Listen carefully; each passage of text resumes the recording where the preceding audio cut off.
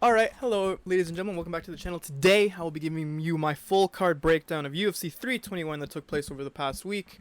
I said in my predictions video that this would be a very historical and very important show for the UFC, for them going forward, and somehow it found a way to not be that. So, let's just get right into this, man. I gotta be honest though, for these first few fights, I did not watch them. I did not watch the early prelim fights, so I'll just run through these pretty quickly here, starting with Mizuki actually being able to defeat Jacqueline Aquarium. That's her fucking name, right? Amorim, sorry. Jacqueline Amorim. Hey, I guess taking 2 weeks off, 2 weeks off, taking 2 years off of fighting pays off. This is a pretty decent win for her, and I'm excited to see where she goes from here, so good for her, man. Up next, fucking Mitch Raposo actually wins a UFC fight, dude. I swear to God, when it comes to predictions, and I did pretty poorly on this show too, but in regards to the last fight as well, man, it's always like the first one or two that I'm just been wrong about for like the last 3 weeks or something, man. I don't know why, but these guys have just been like really surprising over these last 2 or 3 weeks of shows that I've been trying to predict here. Mitch Raposo winning this was not something I expected. I'm just looking at like the control time and the striking. I don't know how you managed to make yourself look like bad by getting by just spamming takedowns. I guess you only landed 14 strikes, head strikes to the entire fight, so I'm guessing you didn't really do a lot with those control time that you had. So yeah, Mitch Raposo wins this. This turned out to be a fight for, a loser leaves town match, apparently, because Azamat is now removed from the UFC's roster. So good for Mitch Raposo. He gets to stick around. I saw a comment from him like post fight that he really didn't have a plan B for this. So that's good to see at least. Makes me feel a little bit. It feels a little bit nicer. Makes me like him more, despite the fact that I really don't think he's a good fighter at all. So that's cool, I guess. Good for you. Up next was Hamdi Abdelwahab versus Chris Barnett.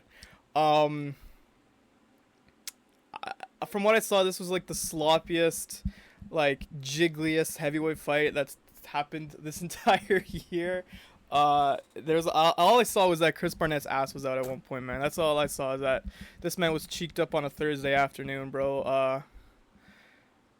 And then, Hamdi gets the unanimous decision win and also gets cut from the UFC. So I'm glad this fight took place with real good showing. I thought, like, dude, damn, 10 minutes of control time is fucking crazy, man. I thought at least the striking output that Hamdi put up would have at least made him, like, stick around a little bit more, but wow. So he's gone. Chris Barnett's in a must-win situation for his next fight. Maybe he might, they might find someone that's like genuinely that dog shit that Chris Barnett's actually able to get a win over them. So, we'll just have to see in these coming weeks, man. That's, that was something. Up next was Jose Delgado versus Nathaniel Wood. This is a lot. I just came in on the third round of this fight. Streets were saying this was a robbery, that Delgado should have won. So I'm going to run with that narrative because it fits perfectly with my agenda as well. And I think it actually was the best outcome for both these guys. Delgado was really talented. Nathaniel Wood is also super talented as well. So I think both guys, it's better for both guys that Nathaniel Wood actually came out with a win here.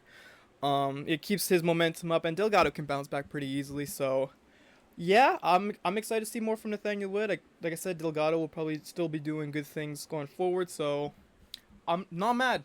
I'm not mad. If this was a robbery, then I'm not mad at that one. I'm not wrong. I'm not mad about being wrong about this too. So cool. What the fuck? How does he do this? This is insane. This guy's insane, dude. This guy's 4th heel hook in a row for Walter Walker here, man. What? Like, has that ever even happened in the UFC? Has someone gone 4 of the same submissions in a row? Or, like, surely. That's insane, though, bro. This guy's awesome. This fight went, like, very short as well. Sutherland did look good on the feet for the moments that they were on the feet. So I do kind of expect, he can maybe bounce back. Maybe he faces Chris Barnett, and then yeah. So I don't hate Louis Sutherland. I think he has like decent capabilities to at least, he's not gonna be like a huge name or something, but like he could be like he's in the Austin Lane like territory of fighters, I think. So maybe that would be a good role for him going forward here. Walter Walker though, man, for a guy that's already in the rankings, he's now gonna face someone higher up. It'll be interesting to see how he does in his next fight, but a very good win here for Walter Walker. Yo, this fight. I started watching these fights, by the way. Dude, Ludovic Klein versus Maddie. I can't remember how you pronounce his name. Matuez. I should have. Oh fuck, I forgot how you pronounce his name. Rebecki. Klein versus Rebecki here. Klein comes away with the majority decision. Very close fight, but very fun fight to watch. Rebecki always puts in these fucking bangers every single time he goes out there and competes. He's just so awesome. But Klein was able to win via damage, despite the control time that Rebecki had. The Klein strikes just looked more damaging and cut him open pretty bad. So of course, every fight Rebecki has is always like a bloodbath as well. So he's just super easy to like cut open, I guess. But yeah, man, this fight was awesome. Klein comes away with majority decision. He's still legitimate, like not contender in the lightweight division, but he's still a solid guy. He could probably stop a few. He could probably derail a few few hype trains. I can't speak today. He can derail a few hype trains if you really put him against an opponent like that. So good for Ludovic Klein. Ugh, I feel off my game. This show has just fucked me up so poorly, man. Like, I don't know. I don't know what I'm doing out here, really. But up next we have Ikram Aliskerov and Jun-yong Park. Maybe it's just because I'm like salivating at the fact that I get to talk about like the main card and everything that went down here. But first we have to get through Ikram Aliskerov versus Park Jun-yong. Not exactly how I thought it would go. I did, Jun-yong Park put in a performance I expected from him. He is a tough guy and can be scrappy, but he just doesn't have the finishing power or the wrestling ability, and that was on display here. Ikram Aliskerov did look worse than I thought he would. I thought he'd be applying a lot more pressure on the feet. He did have a lot of control time on the ground, but again, didn't really do a ton with it, but still, Park wasn't really challenging him to put pressure on him on the ground. But yeah, his cardio also looked pretty weak here. But he came away with unanimous decision win, which is good. I don't know how much fighting Park is always it's just a tough fight. So maybe that's why it's just kind of like not a dud, what is it, fucking a fluke that like his performance is like this. So maybe when put him against a better opponent, he'll just have a better like matchup for him. So, but yeah, Ikram Aliskerov comes out with a win here. Good stuff for him. Up next, Killian Salkilld, bro. I said I had stocks invested in Killian Salkilld, bro. I am fucking keeping them, bro. We are keeping diamond hands on this guy till he takes us to the moon, bro. Wow, what a good win. This is just a really good win, dude. First round head kick KO of Nasrat Haqparast is not something you see often with this guy, bro. Like, we've seen legitimately good lightweight contenders go the entire distance with Nasrat. So for Killian Salkilld to come out here and just really quickly read all his feints, all his defenses, and hit him off the top of the head with the head kick, knocking him out cold for a very long time, is wow, dude. I just have to say, wow. Like, he already feels like the next Paddy Pimblett, this guy's I think this guy's gonna continue to keep his momentum. I think eventually he will reach the point where he has a top 5 fight in the division. If he wins or if he loses, that we'll have to see.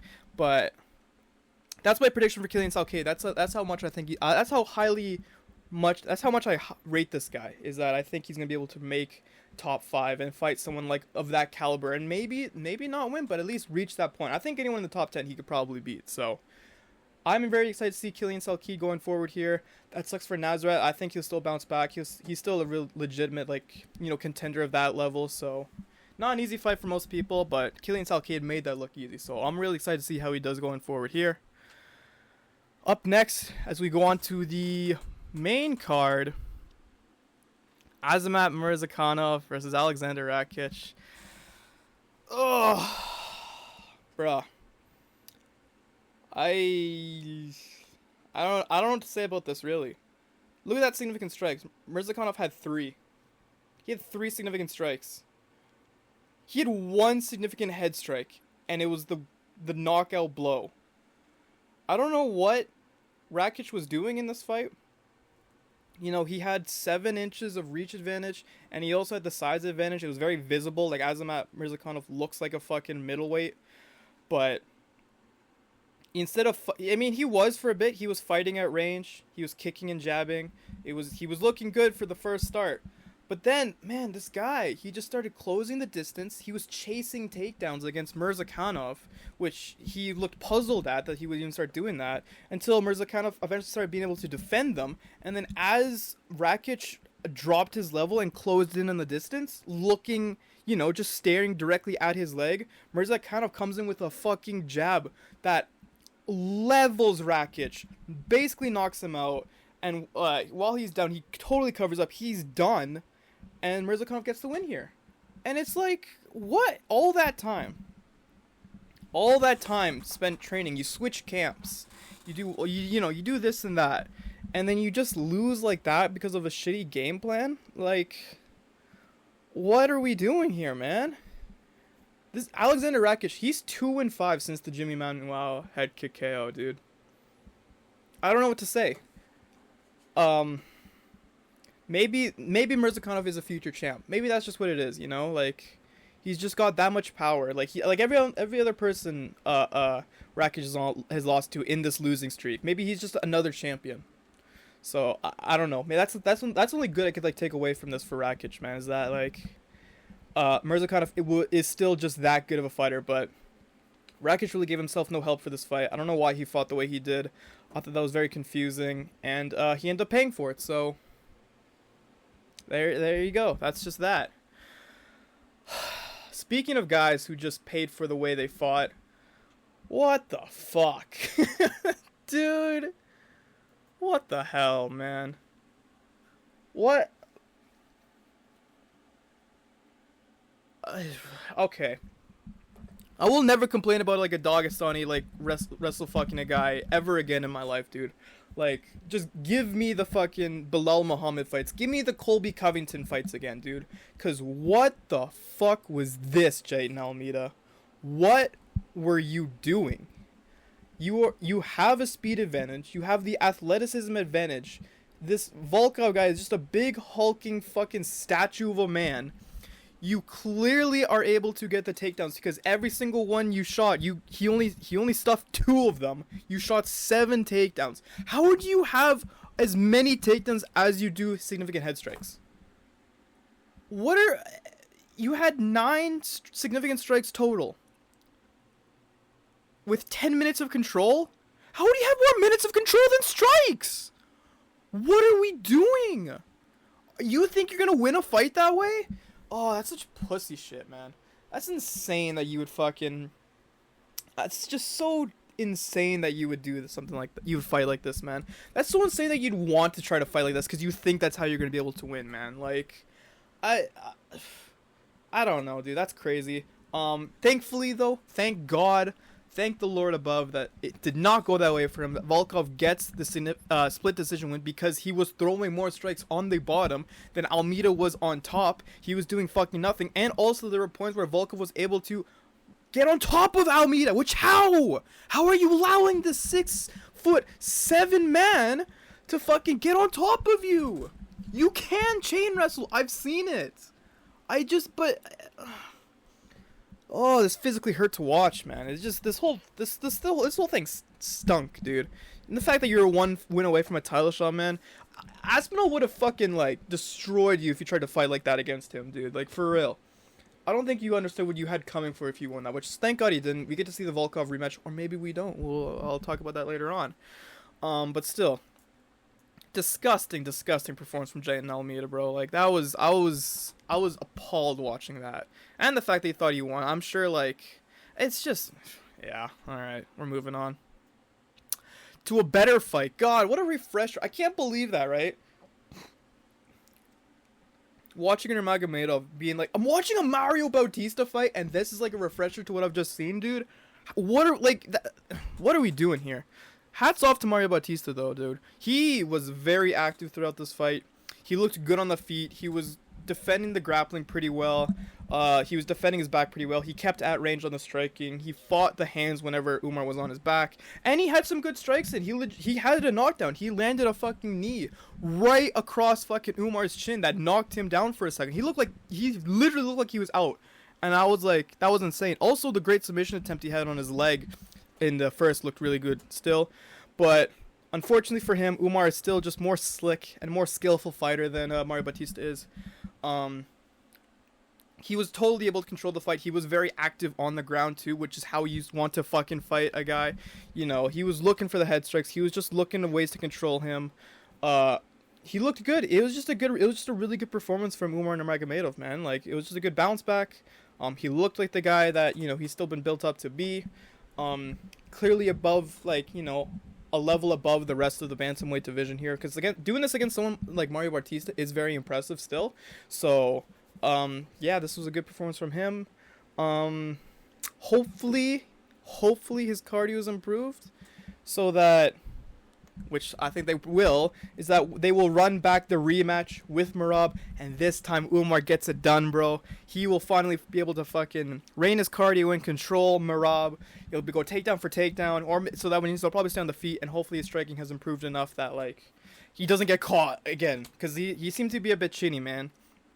And I hope he doesn't end up fighting like someone like Sean O'Malley, because then he would lose to him. Actually, I mean, it'd be a fun fight. That one would actually be a fun fight too, but good win for Umar Nurmagomedov here. Very, very well put together performance from him. Up next is that Mackenzie Dern is a UFC champion. I never thought in a million years I would ever be saying that, dude, but here we are. Mackenzie Dern versus Virna Jandiroba. First round, Jandiroba was getting takedowns. Well, really wasn't doing too much with them. Dern was doing more damage. And then on the feet, she was throwing jabs. She was throwing overhands.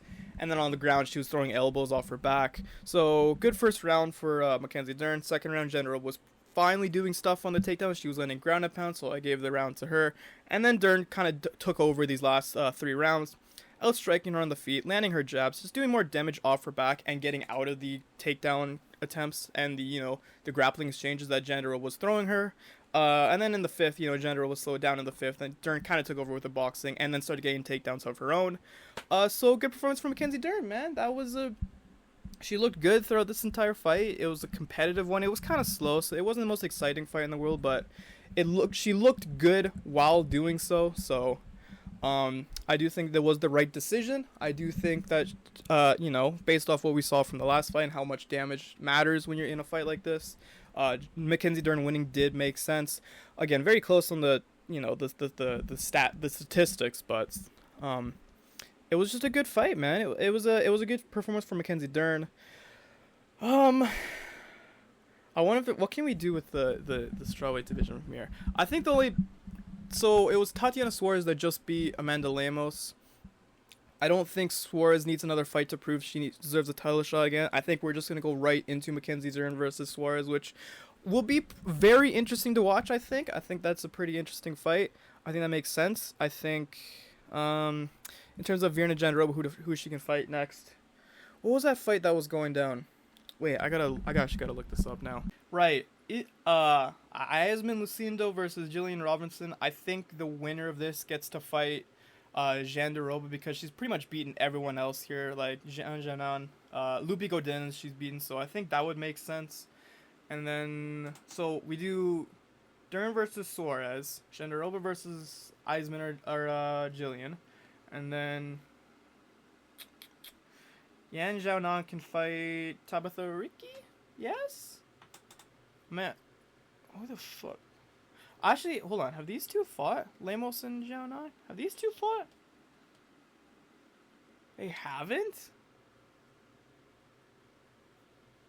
That's very interesting. Oh, no, you know what? She just fought Suarez. So how about... I mean, you could run these together. It's actually that actually surprised me they haven't fought yet, so maybe run that.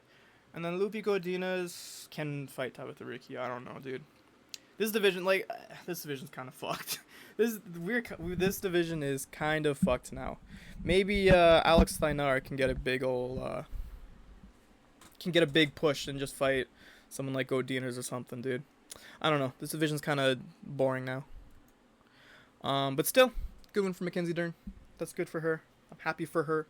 Now let's move on to the main event. God damn it, dude. Ciryl Gane versus Tom Aspinall ends in a no contest in the first round due to an eye poke that renders Aspinall unable to continue.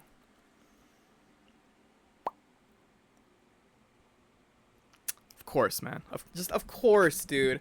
Of course this happens to Tom Aspinall, dude. This guy's had one of the roughest careers, I think, of anyone, like, in UFC history, bro. Oh, he just had so much bullshit thrown his way, despite his obvious brilliance and talent. I don't know why. It has to be just bad luck at this point. I don't know what he must have done something in a past life to deserve all this bad karma or something, man, because god damn, this guy just can't catch a break. You know, despite that, though, going into the fight itself, Tom was getting tagged. It actually was a lot scarier than I thought it'd be. I'll be honest, like, this is, like, going into this fight, the in-ring announcements and shit like that, had me very, very stressful. This is one of the most stressed I think I've been watching a fight, especially, at least this year. But throughout the fight, Tom was kicking more. He was landing those kicks. They were doing pretty good. I can't believe actually Gane has 13 leg kicks. He was doing a lot more with those than I thought he would. Gane was doing good with the jab. He actually defended a takedown too from Aspinall, which I thought it shows improvement in his game. He was throwing the oblique kicks, and the outside leg kicks were doing him nicely as well. And throughout the fight, throughout the first round, he was getting the more damage in, dude. Like, Aspinall started bleeding at points, like, from his nose. He didn't look good, Aspinall, in this fight. He really couldn't find his rhythm like he could some of the other fights. And I think that's something we kind of failed to take into consideration, really, is just the fact that, like, you know, like Gane is good at not leaving himself super exposed on the feet. Despite the fact that he is a very prominent feinter, like, he will bite on every single feint, which he did in this fight as well. So who really knows, man? I think when they match up next time, the odds will be a bit more even.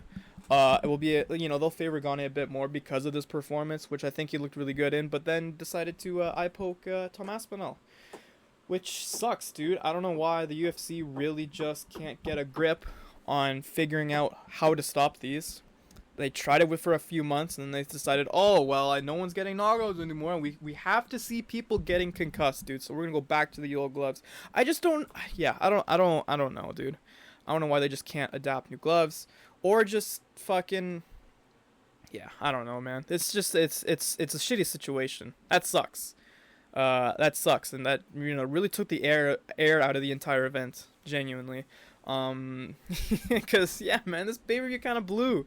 This whole show kind of sucked, man. I'll get into that in a second, but in regards to the future, I think this is a very easy main event to have for your first ever CBS card in January. I think, you know what, if you're planning to already have, 2 title fights on that first card, let's just make it 3. Let's just go back to 3 title fights on a card again, dude. Let's do that again, because we haven't done that in a while. And if you want to make it a big deal, 3 title fights will make it really interesting, whatever you were preparing for that first card. This can now be your new main event, because we need to see the rematch, dude. Like, we can't just move on from this. It sucks for Volkov, though. I don't think Volkov deserves to fight. I don't think he needs to fight again. I would be really, really sad if he did and then lost to, I don't know, whoever. Volkov's been in the UFC forever and has really been deserving of a title shot. He's been always so close so many times, so I hope he's able to get it after this, or after whoever, wins the next fight. Like I said, I'm thinking of who I'd actually pick in the rematch. I think I'm still going to go with Aspinall. I think we've seen this a lot recently with, the rematches where, the guy who's losing it ends up going his way a lot better. Or, close fights, per se, end up leaning a lot more in the direction of one fighter than the other, than the first ones did. Merab O'Malley, Pereira versus Ankalaev, those kind of fights, those just seem to, there seems to be a bit of a pattern, is what I'm trying to say. So I think Aspinall would actually be more of a sleeper pick, honestly, that he wins this next fight over anything. But we'll see, going from here. Again, that sucks that this happened. This whole card kind of sucked, dude. Like, outside of killing Salkilld and, you know, Rakic kind of fucking letting himself lose, there really wasn't that much excitement on the card itself. I think there was a lot of really slow fights, a lot of boring fights, and then just not a lot of activity all throughout, you know? I feel like if you were to look at the amount of strikes thrown throughout the entire card, I think there's probably a chance that, like, this might be in the top 10 least amount of strikes thrown in an entire card, dude. Like, not a lot of activity here tonight, man. What was my prediction? How was my prediction record? I wrote it down here. I went 5-7-1. That's not great. That's not great. Of course, man, it's always the ones that I feel like the most confident about are going to be the ones that are most, like, back and forth. Overall, I give this show a 2 out of 10. Like, I don't think, again, out of the reasons I just listed there, not a lot to go back to the show for. Yeah, man, like, that's just the way it be sometimes. And now we got some Apex cards to watch. Woo! Hooray! 2 weeks of Apex main event cards, man. Honestly, I might not even fucking review those, dude. I might not even, cause like, they're so clearly like, just like the leftover guys, man. You know, like, it's like, oh, we have to put these guys on a card, but like, you know, we have no space for them in like traveling here, so we're gonna give you the fucking Apex, man. Dude, we're really about to get a Steve Garcia main event. Followed by Gabriel followed by Randy Brown. Oh my god, dude, I can't even. Randy Brown in the main event. Dude, he's unranked. He's literally unranked. What are we doing? I don't know. Please let me know what you thought of this show in the comment section down below. Your opinions of my opinions and your opinions of this show itself. Here's a place of all my other reactions and predictions for UFC cards. There's a video YouTube thinks you'll enjoy, and you can subscribe to their channel right here if you enjoy the video and want to see more from me. Be sure to leave a like on the video if you enjoyed it. But that's going to do it for me. I will see you guys in the next video. Goodbye.